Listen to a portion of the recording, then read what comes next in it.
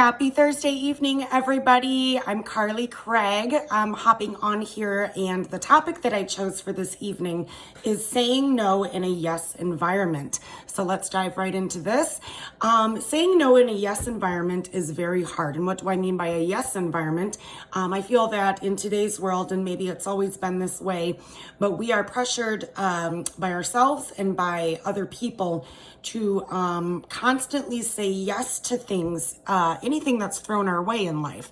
So whether that be volunteering, helping someone out, even social situations or activities that we don't really have time for or aren't interested in, really anything, even a job. I mean, or taking on more than what we really have time for. That's basically the gist of it. So that's what I mean by this yes environment that we seem to live in today. So I think that the people that struggle with this type of thing most, not being able to say no to things that they just really don't want to do and aren't in line with their values and what they're trying to build in life and what fulfills them. I think a lot of us that have an issue with this are generally people pleasers, okay? Me, all right, I'm one of them for sure. It is something that I've been working through for a couple of years now, and I've definitely gotten a lot better about it, just because I've learned more about what it means to be a people pleaser, why I am innately a people pleaser, and what the really deep reasons are why I am that way. Since I figured that out, it's been easier for me to start saying no. So why do we say yes to things that we either don't have time for, don't want to do?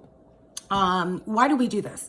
Well, there's really only I was thinking of this, there's maybe 3 reasons that I came up with, and there might be more that you can come up with if you ask yourself this question. For me, what makes it difficult for me to say no is, first of all, fear. Okay, fear of a million things, and I'll get into that. Second of all, how others see me, so my reputation, okay, and guilt, all right? And we've talked about guilt before. That is a hard one. I sometimes used to have this sense of obligation, okay, to say yes when I asked something of myself. And that obligation, that sense of obligation and having to say yes really comes from the old personality that I had of being a people pleaser. All right, I wanted to make everyone happy. I wanted to be that go-to person that everyone could count on. But at the expense of what? Well, what happens when we always say yes to things that we just really want to say no to? What ends up happening as a result of that, in a pattern, I'm not talking about every once in a while, saying yes to something that really is not something that you want to do or have time for. Sometimes we need to do that, like if a friend is sick and she needs some help with her kids, that's something that maybe we don't have the time, and it's not something we normally would choose to do because we've got this, that, and the other thing going on. But that's when we definitely want to say, yes, I'll help you, if we're able to do that, right?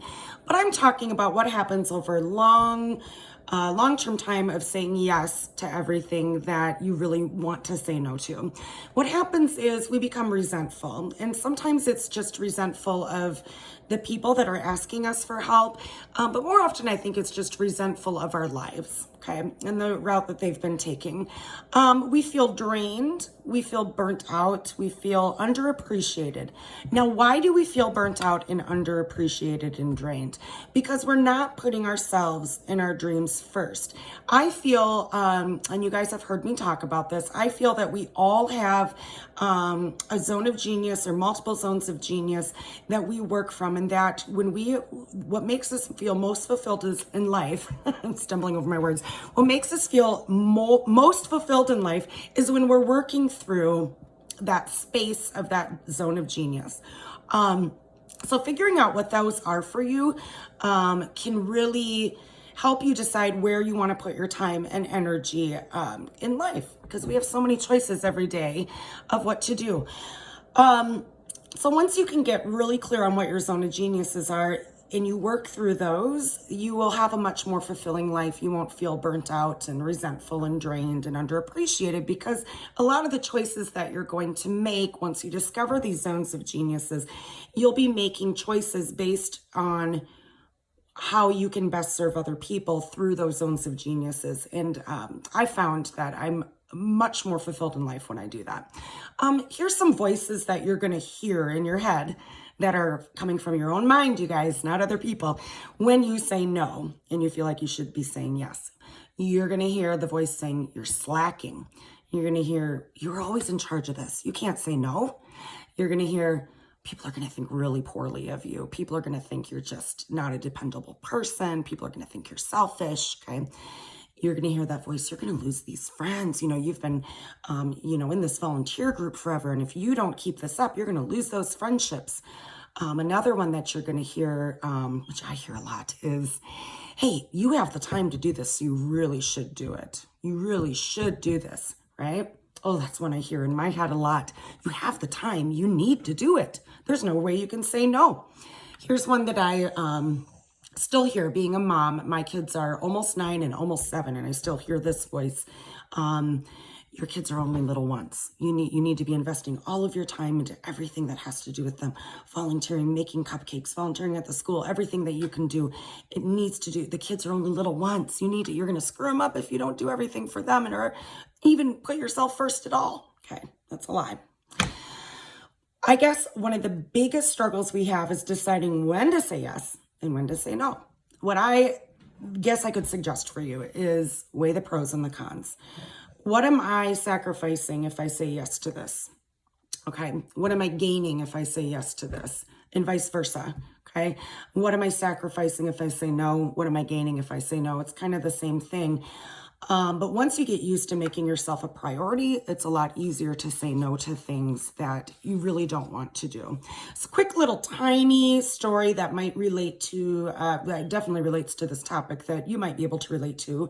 So I was always a super duper PTO mom. I was never like the president or the vice president or any like one of the like board positions, but I was always at least a grade level representative for 1 or 2 of the grades at my kids' elementary school. And I did that for 4 years, okay? And it's just recently this year, I should say too, I was also one of the people that would plan events and organize, to be part of the committees for like school events and things like that. Any event I was there, I was either there with my kids or I was working at the event, right?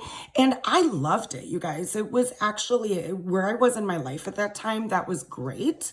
But this year I had to pull back because both my kids are in school full time and I have got big dreams that for this year and for this upcoming decade. And in order to do those, I'm having to say no. So I've not been to one PTO meeting this year. I'm serious. It's like almost kind of bad because it was like all or nothing, really, if you look at it. I have not done volunteering in the classroom, which I really would love to do, but I have not done that. Why? Because I am actually concentrating on working through building 3 businesses and trying to I have long-term goals for me and my daughters. And unfortunately, doing a bunch of volunteering, doing a lot of subbing at the school, and being very involved in the PTO is not going to get me to those goals. It's just not. Any time that I spend doing those things is taking time away from the big picture goals that I want in my life. Will I be volunteering somewhat? Yes, yes, I will. Well, here's long story short. I was at a meeting for my daughter, and the principal was there. She wasn't in trouble or anything. She just, my younger daughter has anxiety. So we were meeting with her team to kind of put together a plan for her. And I mentioned to the principal after the meeting, and I love her, she's great. I said, I feel really bad that I'm not able to I haven't been at any PTO meetings this year. I haven't been able to do this, that, and the other. And you know what she said to me? She said, Carly, and she put her hand on my shoulder. She goes, you have so much on your plate right now, and I'm so proud of you. You don't need to worry. You've given so much to us. And also, we're always going to be here. You can come back and do what you want when you want, but you've got so much going on that I don't want you worrying about it 1 minute. I mean, you guys, that felt great. I was actually embarrassed, because she always saw me at all this stuff, all this PTO stuff. It was embarrassing for me to not still be involved. But to her, it made perfect sense, right? So, if you're worrying about what other people think, you might be surprised when the principal of the school is like, you go girl, just keep doing it and don't worry about PTO. You don't know what people think. So what happened with me, excuse me, when I stopped saying yes to things that are not in line with my dreams, okay? I had more room for personal development, all right? And the more I can do with personal development, the better and healthier my kids are, the better and healthier I am. I had a lot more room for that. I'm happier, I have more energy. And also I discovered something, that when I stopped putting all of my attention on little people and my kids and the school and all of that, which are all very important things that I still want to be involved with, but I'm in a season in my life right now where I need to concentrate more on me and my dreams. So once I discovered that I didn't just have to serve little people in my kids' school, I discovered that there were so many kinds of people out there who needed and were waiting for the things deep inside of me that I am developing or kept hidden that were waiting for me to bring those out and to serve them. And most of the time, this is adults, okay? So something completely out of my wheelhouse with my education and my experience, right? So when you're working through your zone of genius, and I can help you guys figure out what that is part of what I do as a coach. I'm happy to talk with anybody to help them figure out what their zones of genius are, if anybody's struggling with that. But you have them, and you might be surprised what they are. But I've learned a lot through my own coaching program. With my coach, I've learned what mine are, okay? And I've spent a lot of time being able to figure those things out. But once you figure out what those are and you work through those, I think you're going to find that you're more fulfilled. You're going to be building more things in your life that you feel really proud of, okay? And not to say that, taking care of your kids and volunteering are not admirable things. They're amazing. And for some people, they're in this season right now where that is where they want to put their energy.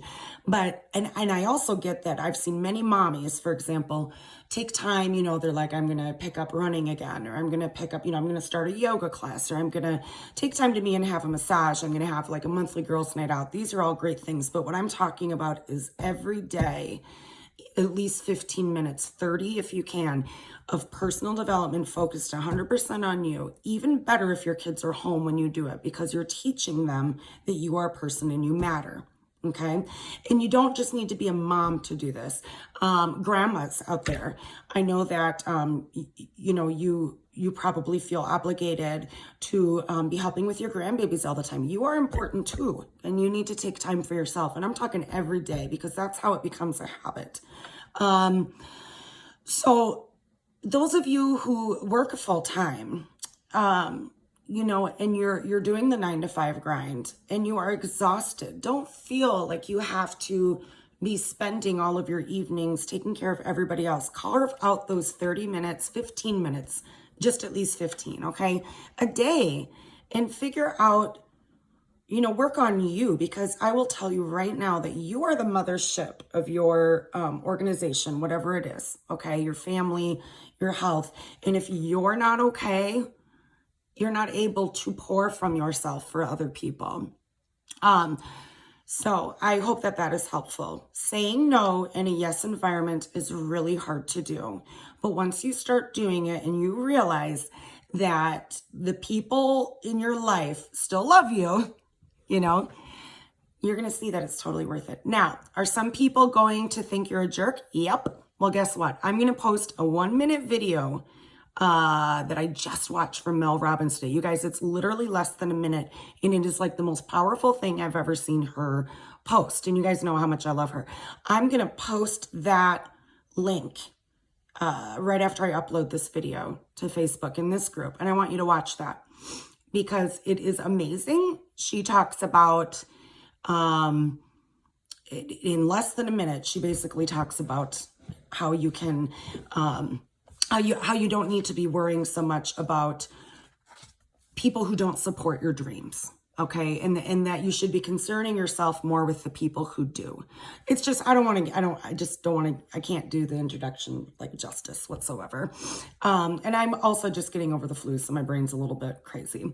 Anyway, I will upload that too, but I hope that this is helpful, saying no in a yes environment, and hope you guys try it out a bit. Okay. I'll post a link to that video in a minute. All right. Bye-bye.